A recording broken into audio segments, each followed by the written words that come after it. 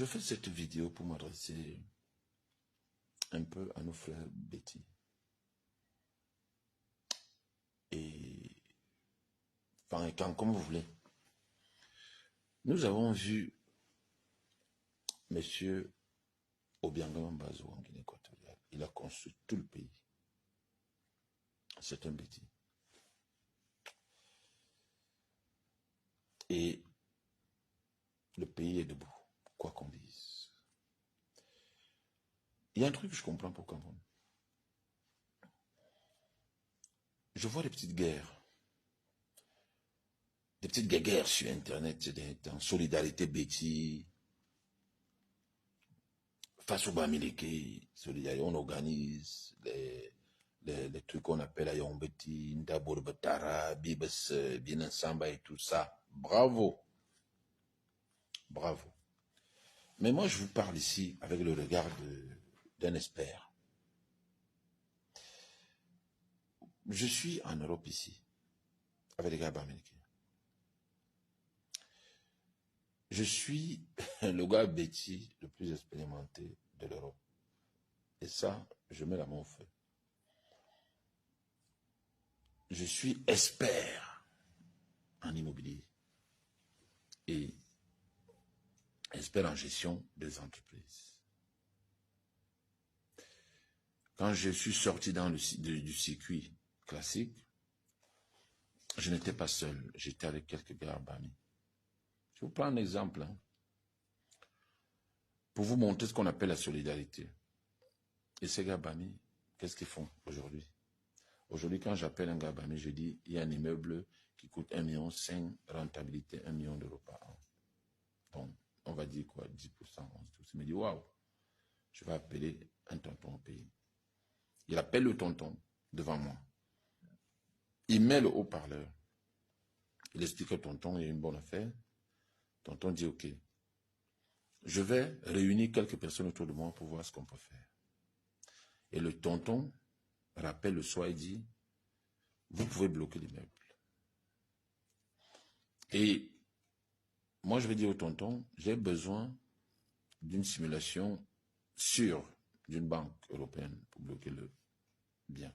Tonton va dire, vous recevez ça demain matin. Demain matin, c'est une banque du Luxembourg qui me contacte et qui me dit, je vous envoie l'étude de faisabilité. On m'envoie cela, je bloque l'immeuble.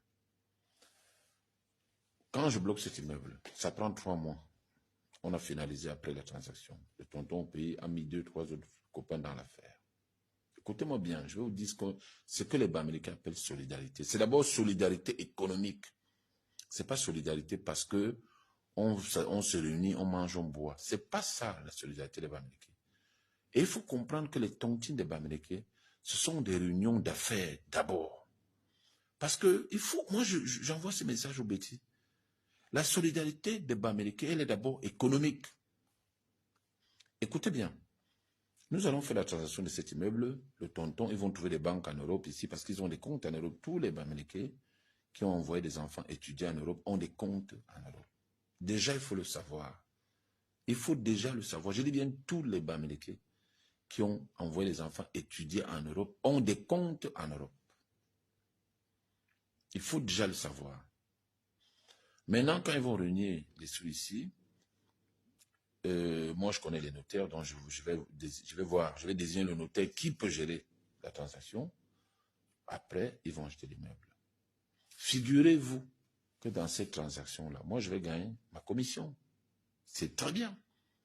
Mais quand j'ai gagné ma commission, moi je ne suis plus dans l'affaire. Je ne suis plus dans l'affaire. Qu'est-ce qui va se passer? Cet immeuble qu'ils ont acheté à 1,5 million d'euros va rapporter chaque année l'équivalent de 900 000 euros ou de 1 million d'euros. Et donc mon ami qui lui est celui qui leur a permis d'avoir cet immeuble ici, lui, il va obtenir de ses pairs 10%. C'est-à-dire que chaque année, comme c'est lui qui gère l'immeuble et qui leur envoie l'argent, il va obtenir 10%. Or, 10% d'un immeuble qui rapporte 1 million de francs par an, c'est 100 000 euros. Et imaginez-vous, quand ces gars ont fait 2, 3, 4, 5, 6, 7, 8, 9, 10 affaires comme ça. C'est pour ça que je vais être clair avec vous. Laissez nos frères qui sont au gouvernement, laissez ça. L'argent qu'on vole, qu'on garde, qu'on ne fructifie pas, ça ne sert à rien. Même nos frères qui ont des participations dans les entreprises américaines, il faut comprendre que toi, ton fils, toi qui es membre du gouvernement, tu donnes l'argent à ton fils, il mange. Mais le Bamileke, lui, il fait tout et tout que ses enfants partent étudier en Europe et deviennent des grands économistes ou des grands gestionnaires demain. Je ne vais pas citer 10 familles. Prenez la famille Kaji de Fosso. Combien d'enfants ils ont à mon niveau, intellectuellement parlant? Ils ont au moins 20 comme moi. Alors c'est ces 20 qui vont porter le patrimoine demain. C'est ces 20 qui vont permettre au patrimoine de vivre après le père, après le grand-père. Donc, quand vous voyez donc que nous les bêtis, on parle de la solidarité. Moi, je suis en Europe ici. Je suis dans un groupe qui gère des milliers de biens. C'est-à-dire que maisons, immeubles, commerces, nous gérons des milliers. Si vous me demandez si un bêtis, je dis un seul, m'a déjà contacté pour dire, fiston, quelle est l'affaire que nous pouvons faire là-bas en France qui peut nous rapporter l'argent? Aucun ne m'a jamais contacté. Je dis bien aucun.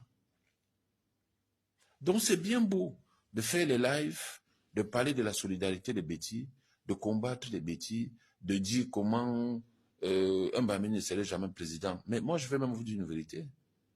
Les Bamileke, ils n'ont même pas besoin d'être présidents. Le problème des Bamileke, c'est qu'ils se disent que s'ils entrent à étudier, ils vont prendre des décisions qui vont leur permettre de mettre des gens que vous ne voyez pas capables dans des postes pour que ces gens puissent développer le Cameroun. Mais je ne pense pas que leur but d'aller étudier, c'est parce qu'ils veulent aller chercher l'argent. Je ne crois même pas. Je ne pense pas. Parce que la majorité, regardez, moi je suis un gars bêtis, la majorité de mes clients camerounais, ce sont des Bamileke. Parlons franchement. La majorité de mes clients camerounais sont des Bamileke. Comment vous expliquez ça? Est-ce que c'est possible? Il n'y a pas de bêtis en France qui travaillent. Il n'y a pas un bêtis qui peut acheter une maison en France. Mais même le bêtis qui peut acheter une maison en France ne va pas venir voir son frère bêtis qui est expert immobilier.